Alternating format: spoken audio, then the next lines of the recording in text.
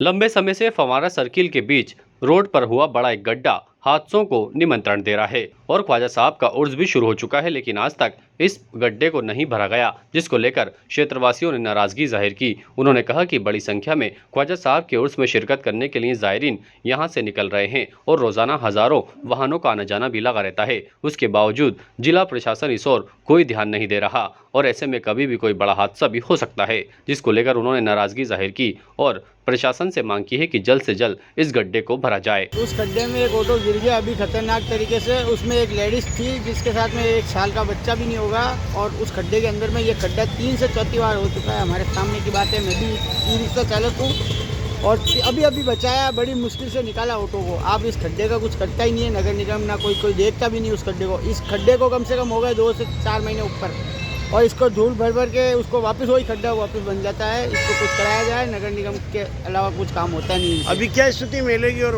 मेलों की तो बहुत अच्छी स्थिति है, पब्लिक जाम लगा रहता है दिन भर और उसके चक्कर अभी में हजारों जायरीन आ रहे हैं। हजारों आ रहे हैं, परंतु ये खड्डे की वजह से कोई मरा जाएगा एक आधा यहाँ पे।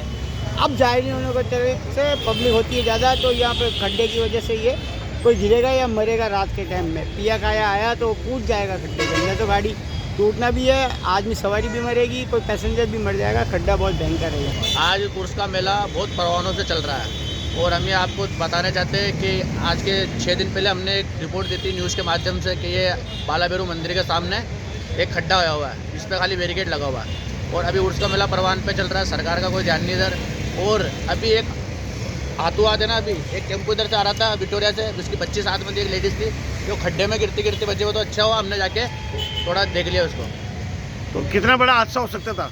ये तो हादसा तो टेम्पो पलटी का तो हादसे हो जाता, लेकिन कह रहे क्या प्रशासन को ध्यान दे ही नहीं रहा। उर्स का मेला चल रहा है, सब सुस्त है।